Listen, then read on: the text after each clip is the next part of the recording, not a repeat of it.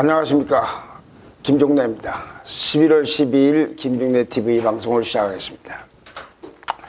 국민의힘의 이준석 대표가 어제 한 라디오 프로그램에 출연해서요, 윤석열 국민의힘 후보에게 전달한 비단 주머니가 언론 사진 촬영용이었다. 그러면서 토실토실하게 보이기 위해서 안에 신문지를 좀 채워놨다고 했습니다. 그러더니 그 후에 페이스북에다가 인터넷 여기저기서 이 여론 조작을 일삼는 여당에 대응하는 우리 당의 그 온라인 사드, 그래서 사드라는 게 고고도 그 미사일 방어 체계를 얘기하는 건데, 이런 것처럼 방어를 할 수 있는 그걸 준비했다, 마련했다 하면서 크라켄 프로그램이라고 그랬습니다. 이것이 첫 번째 비단 주머니다. 그러니까 드루킹 사건을 생각하면 됩니다.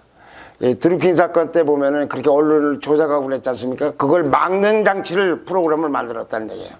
이 크라켄이라는 말은 이 거대한 문어나 이 오징어의 형상을 한 북유럽 사람들이 상상 속에 나오는 괴물이라고 합니다. 이거는 2017년 때 대통령 선거 때 드루킹 일당이 가동한 댓글 매크로 프로그램이 킹크랩이었는데, 그걸 잡겠다는 의미로 옆으로 이렇게 교상한 그 괴물 같은 걸 크라켄이라는 이름을 붙였답니다. 그래서 그 미사일 방어 체제가 좀 사드라고 부르는 겁니다. 크라켄 프로그램은 포털 사이트하고 SNS 등에 올라온 기사와 댓글에서 윤석열, 이재명 키워드를 중심으로 데이터를 분석해가지고 댓글 조작이 의심되면은 이를 중앙선거관리위원회에 신고하게 된답니다. 이거를 14일날 시연도 할 예정이랍니다. 자, 이런 이준석 대표를 보면 참 대단히 훌륭하다고 생각합니다. 이 나이 든 세대로서는 별로 생각하기 힘든 발상이고, 이걸 미리 준비했다는 것이. 만약에 드루킹 사건이 지난번 대선 때에 끝나고 나서, 선거가 끝나고 나서가 아니라 선거 도중에 이런 일이 터졌으면은 아마 결과가 어찌 됐을지도 모르는 겁니다. 그만큼 미리 이런 부분들에 대해서 대응한다는 것, 그리고 이 외에도 이제 여러 가지 비단 주머니를 20개를 준비했다고 하니까 일반 오랫동안 선거에 익숙해온 기성세대가로서는 생각하기 어려운 그런 것들에 대한 미연에 이렇게 이제 준비를 하고 있는 건 굉장히 훌륭한 모습이고, 역시 참 젊은 정당 대표 그리고 정권 교체에 매진하려는 그런 모습이 보입니다. 자, 근데 그것만은 별개로 이준석 대표가 이런 것 말고 발언하는 걸 보면은 저는 굉장히 문제가 많다라고 생각이 됩니다. 과연 이준석 대표라는 사람이 이 정권 교체에만 몰두하고 있는 것인지 의문이 듭니다. 특히 이 윤석열 후보가 선출된 후의 발언들을 보면 그렇습니다. 아까 말씀드린 대로 당 차원에서 그걸 준비하는 건 좋은데, 그 외의 말을 들어보면 그렇다는 얘기죠. 대부분의 경우에는 후보가 당무 선권을 갖고 있기 때문에 후보에게 맡겨야 되지, 그냥 매사 사사건건 이렇게 간섭하고 개입하고 주문하는 듯한, 요구하는 듯한 그런 발언들이 너무 도를 넘치고 있는 거 아닌가. 그래서 그렇지만 아무리 해도, 이준석 대표가 아무리 하더라도 선거가 끝나서 윤석열 후보가 당선이 되면 그건 윤석열 후보가 대통령 되고 윤석열 후보의 공이 되는 것이지, 자기 공이 그렇게 큰 것도 아닐 텐데 왜 이렇게 간섭을 하는지 모르겠어요. 특히 지금 선대위 구성 등을 두고 그렇습니다.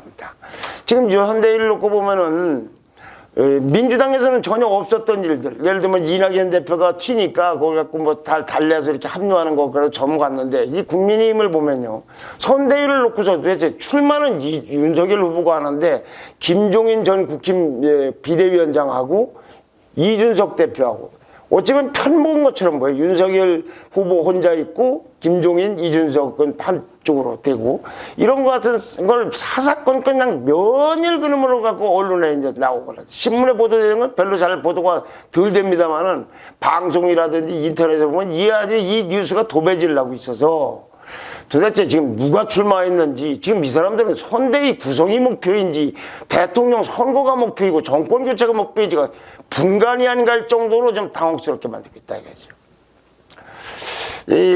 물론 이준석 대표는 이렇게 말을 해요. 윤석열 후보가 선대위 구성에 있어서 최고 결정권자라고 말했다. 그와 별개로 선거 승리를 위해서는 여러 제안이 온다고 생각이 든다라고 이렇게 자리를 깔아 전제해요. 윤석열 후보가 마음대로 할 수 있다라고 하는 것 같은데, 그렇게 제안했으면 그걸로 끝내면 되는데, 뭐 권영세 국민의힘 후보를 두고는 당연히 중용될 인사라든지, 아니 중용되고 안 되고는 윤석열 후보가 정하는 것이지 왜 이런 식으로 간섭하는지 모르겠어요.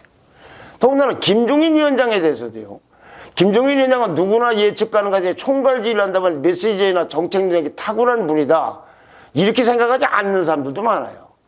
근데 김종인 위원장이 어떤 구상이라는 걸 실현시키려면은 상당한 권한을 좀 줘야 되는 게 맞다. 아, 이것도 본인하고 김종인 위원장하고 윤석열 후보 간에 상의할 문제지 왜 옆에서 이렇게 얘기를 하는지는 모르겠어요. 또 김병준 전 비대위원장 같은 경우, 아, 이거 둘을, 김종인 위원장하고 둘을 같이 총괄 선대위원장을 하면 좀 곤란하지 않느냐, 여기는 또 딴지를 걸고 있는 거예요. 지금 민주당의 송영길 대표를 한번 보세요. 송영길 대표가 이재명 후보가 선출된 이후에 조용조용하게 자기는 이렇게 의견을 개진했는지는 모르겠으나 밖에다 대고 이렇게 구성해라, 누구를 중성해라, 그런 일은 없지 않습니까? 근데 왜 이준석 대표는 이러는지는 모르겠어요. 본인도 윤석열 후보가 권한이 있다고 하면 그 권한을 맡겨서 하는 걸 보고, 아니면 조용조용하게 윤석열 후보에게 후보님 이거는 이렇게 했으면 어떨까요? 제 개인 의견입니다 라고 한다든지 이렇게 하는 모르는데, 방송에 대고서 무슨 뭐 파리 떼니 무슨 하이에나니 뭐니 자꾸 이렇게 누구는 중용되고 누구는 안 된다는 식으로 얘기하는 게 이게 뭐가 도움이 되는지 모르겠어요. 윤석열 후보는 임명된 사람이 아니에요. 선출된 사람이에요. 바보가 했습니까 그 사람이? 그럼 그 사람 하는 대로 내버려 두든지 해야지. 아니면 의견이 있으면 조용하게. 왜 언론에 나서 이렇게 하는지 모르겠어요. 저는 아무리 봐도 이준석 대표가 뭔가가 후보가 된 다음에 당을 좌지우지하지 않을까 하는 그 불안감이 굉장히 많은 것 같아요. 그리고 대통령 선거를 치른 뒤에도 내 공이 많아서 내가 굉장히 노력을 해서 당권 교체가 됐다는 걸 이렇게 미리 쐐기를 박으려고 하는 게 아닌가. 정치적인 입장에 대해서 굉장히 불안감, 초조감을 갖고 있는 게 아닌가 하는 생각이 들어요. 이준석 대표는 2030 세대를 지지를 적극적으로 받아서 대표가 됐으니까 2030을 대변하고 2030식으로 정치를 하면 됩니다. 그런데 잘못하면 내가 2030의 지지를 받고 있다, 그렇게 2030을 이용한 정치를 하는 것처럼 보이면 안 된다 이거죠. 근데 이렇게 되면요, 이 김종인 위원장이나 이준석 대표를 별로 그렇게 좋아하지 않는 사람도 상당수가 많습니다. 윤석열 캠프 사람들 중에는 굉장히 그런 사람들이 많아요.